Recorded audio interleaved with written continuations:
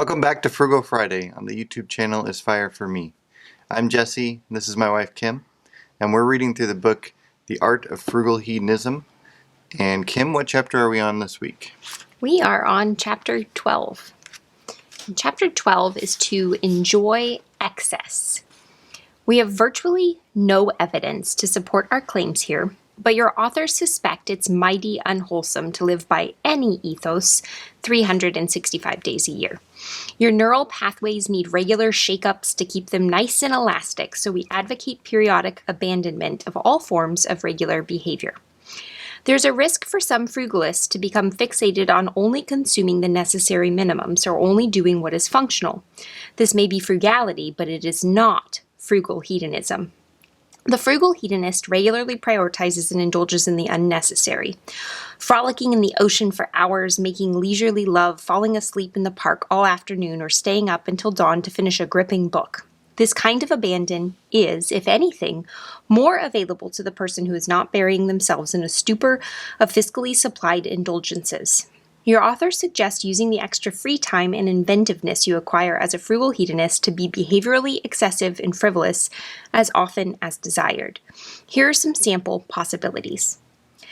Devote an entire late summer's day to wandering the streets and alleyways of your neighborhood, sampling overhanging fruit. Get up in pre-dawn blackness on a morning when you don't have to, set yourself up somewhere reverential, and watch the sun come up. Eat spaghetti with your fingers or without using your hands at all. Listen to opera at maximum volume in the bath in the dark, or maybe that kind of death metal that sounds strangely similar to opera. There is, however, also a special place in frugal hedonism for really abandoning yourself to excessive consumption now and again. Firstly, we think it satiates a very basic human urge to blow material moderation to Timbuktu once in a while. Secondly, it is beautifully protective against twinges of jealousy that may rear up as you watch the consumer society around you incessantly gorging itself. When you get to throw limits to the wind now and again, but suffer none of the damage that comes with ongoing overconsumption, you truly do feel like you're getting the best of both worlds. One of your authors likes to satisfy this need with an occasional session of staying up into the small hours and watching English murder mysteries while dunking chocolate biscuits in whiskey. There are classier options available, of course. A friend of ours has an oyster farmer in the family and sometimes brings home a whole sackload of the ones that are under commercial weight, dishing them out to guests sprawled on a blanket in her garden until no one can eat another oyster. An excess of a single ingredient actually seems to make excess feel even more excessive. And this factor makes seasonal gluts a perfect starting point for consumption bonanzas. We hosted a banana party when our palms last produced way more than we could ever eat by ourselves. We dragged half the pot plants in the garden inside to make a jungle, stuck up some monkey pictures, and requested that our guests wear yellow and bring something that could be combined with bananas. We ended up with flambés, daiquiris, and peanut butter banana jaffles being eaten to Hawaiian music as people shared odd banana trivia and waxed surprisingly lyrical over their personal relationships with the yellow, curvy fruit. Mass cultural events of material excess can also be good.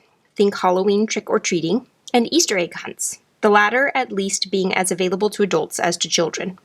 Just don't fall prey to engaging in holiday-themed shopping for the whole month leading up to the occasion, as retailers now encourage so unabashedly. After all, pulses of excessive consumption only become valuable if your life is otherwise one of material leanness.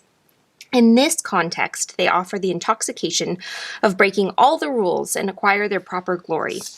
They can also make us feel quite relieved about a return to regular life once the stomachache wears off. Most traditional cultures have feast days and other frenzies of material excess incorporated into their calendar. Perhaps they understood the value of devoting some resources to occasions of extravagance to invert the material conservatism that has been the necessary mode of day-to-day life for most of human history. Possibly our psychological craving for such events goes right back to the influxes of superabundant meat that would have followed a large game kill in hunter-gatherer societies. Groups who still live this way have been noted to engage in marathon dance sessions on the day a kill is brought home. We're pretty sure that partying has so often gone with abundance, partly because it's nice to have a full belly, but there's also a possible further function of the fiesta Making your occasions of profligate consumption into a good hoo-ha or conscious ritual highlights them in your memory, where they act as strong confirmation to your psyche that you have enough, just as giving does. See number 49, give something. It often seems that the rampant consumption that characterizes modern affluent culture is a response to a feeling of never quite having enough. So ironically, peppering your life with punctuation marks of emphatic excess may be an excellent defense against hankering after every sugary or shiny commodity that prances your way. Wow, they really like to put some tongue twisters in that one, huh? That chapter was actually surprisingly hard to read. Yeah.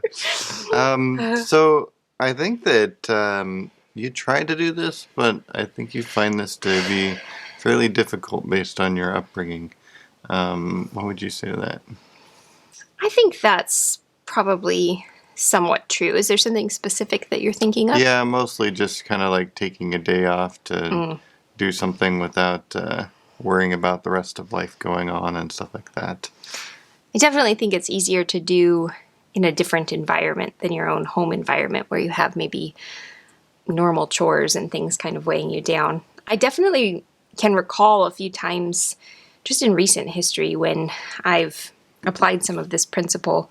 One was maybe 2 summers ago. I went with 2 girlfriends, and we took an entire day and we just kind of got away for the day. And we went over to Lake Crescent, which is not too far from where we live, maybe a couple hours away. And we did a hike, about an 8-mile hike that led us to a lake where we went swimming. And the water was like so cold, but the day was so hot, and none of us had cell service. And so we didn't have any thoughts of other parts of life or work. And we were just able to completely immerse ourselves in the experience of being with each other, being in nature, swimming, lazing the day away. You know, we had brought snacks with us, and so we had a picnic. And it was such a lovely, unplugged, relaxed day that felt luxurious in the excessive time that we spent and that we gave ourselves to just getting away on a summer weekday. Sure, yeah.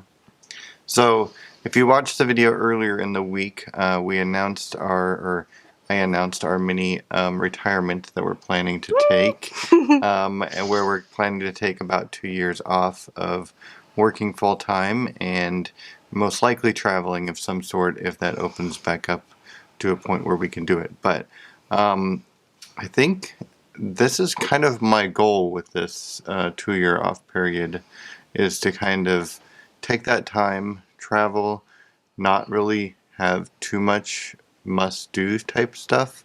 Obviously, if we're going to be living for 2 years this way, we're going to have some chores and some stuff that we have to accomplish, or else we'll run out of clothes and stuff like that. But I'm hoping we can just kind of engulf ourselves in the different environments that we end up in, and do more of kind of a slow travel where we go to a place, spend a month there or so, and just learn all we can about that place and, you know, the different things there is to do there and enjoy there and stuff like that. So, you know, I know that this is more talking kind of on a, you know, annual basis or even a monthly or weekly basis type thing to kind of set some time aside. But that's kind of my thought with that break. And what were you kind of thinking when I brought up this idea of mini retirement?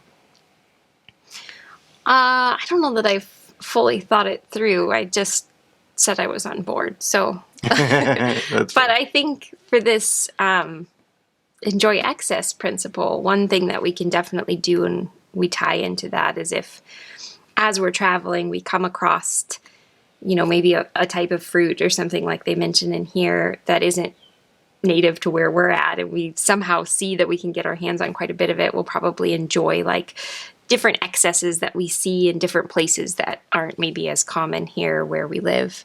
And I think we'll enjoy the excess of time, but I think we'll also enjoy other excesses along the way that we come across too, whether it be different foods that we find or different places that we spend a little more time in or something of that nature. Sure. Yeah. So which ways can we kind of implement these in our current life up to that point, you know? Have you found ways to kind of implement them into your life? Yeah, I think, right now here in the Pacific Northwest, it's prime growing season for zucchini squash. And anyone who's ever grown one or more plants of zucchini squash in the Pacific Northwest knows that they give you quite a bit of product all at the same Who would time. grow more than one zucchini plant? Well, I did, unfortunately, but so I have two regular sized plants and then one smaller plant, and they're giving us quite a bit of zucchini. And so I'm sort of just reveling in the abundance of that zucchini, picking them when they're nice and tender and fresh and not letting them get too big and woody, and then finding creative ways to use them for breakfast, lunch, and dinner. So that's one way that I think we're kind of implementing enjoying excess right now, is finding different things that are in season and using them to their fullest. One of my good friends lives on the East Coast, and she has a wild plum tree that she planted in her backyard, or that grew in her backyard. And right now she is to plums what I am to zucchinis, and she has an abundance of plums. So she's been using them in plum cake, and she's made this really tasty plum beverage. And anyway, I think right now here, at least in the United States, it's kind of prime growing season. So one way to really enjoy excess is to find things that are in season near you, whether you've grown them or you found them, and then eat them to their fullest potential, or preserve them if you can. Great. Well, why don't you share with us what you guys do to enjoy excess, or what you would like to implement into your life to enjoy excess, and we will see you on the next video. Thanks for watching. Bye.